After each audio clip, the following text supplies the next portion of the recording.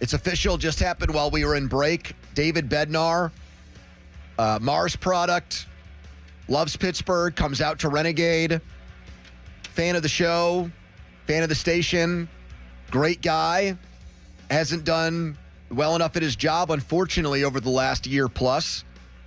And to make room for Thomas Harrington, who's starting tonight's game, David Bednar has been optioned to AAA. Now, no one has said this is a paperwork move.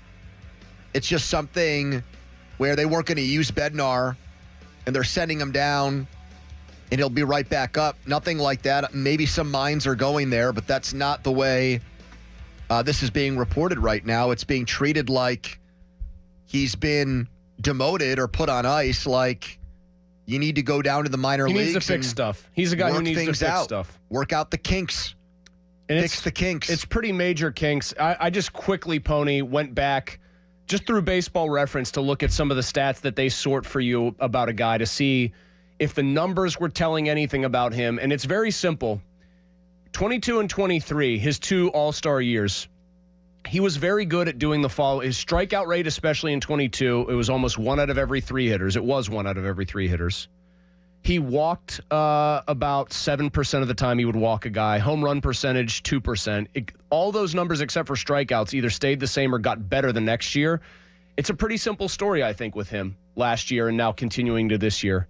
He doesn't miss nearly as many bats, i.e. just doesn't get as many strikeouts, gives up way more home runs. When the ball gets put in the air, it's with more authority, and he walks more batters. And here's the problem with him, and where I do think like there should be some skepticism about if it'll ever be close to what it was again. Not an overpowering arm by Major League standards. What does he usually top out at? He works around 97, 98. I know that sounds absurd.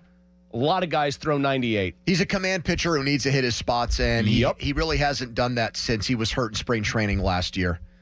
And he probably should have never started last year on the Major League team. You know, it's so funny. They treat so many guys with kid gloves, and they coddle and baby so many arms. And it's not just the Pirates. It's ubiquitous around baseball. Every team does it, but they really do it. And they pretty much had Bednar gutted out at the beginning of last year, and it wasn't good. And he got it back a little bit, and then he lost it again.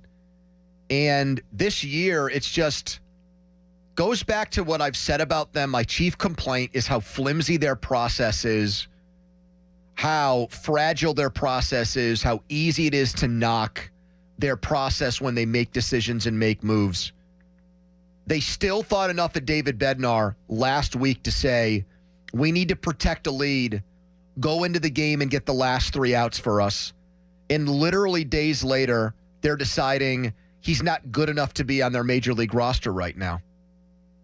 Just a 0 to 60 jump. I mean, it's just, for anybody out there who, like me, wants to ring alarm bells and panic buttons about them or touch panic buttons about them through 5 games, this is one of those moves. They're not acting like, well, it's early, it's March, and now it's April 1st. Let's give a guy time to figure it out. No. They're already scrapping their plan.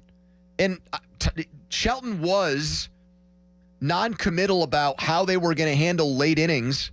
So in that respect, you could tell that their confidence was somewhat shaken on with Bednar, but not enough where, I mean, they've had ample time over the last year plus to do something drastic with him, and now they've reached the point where they apparently feel like they were left no choice but to do so.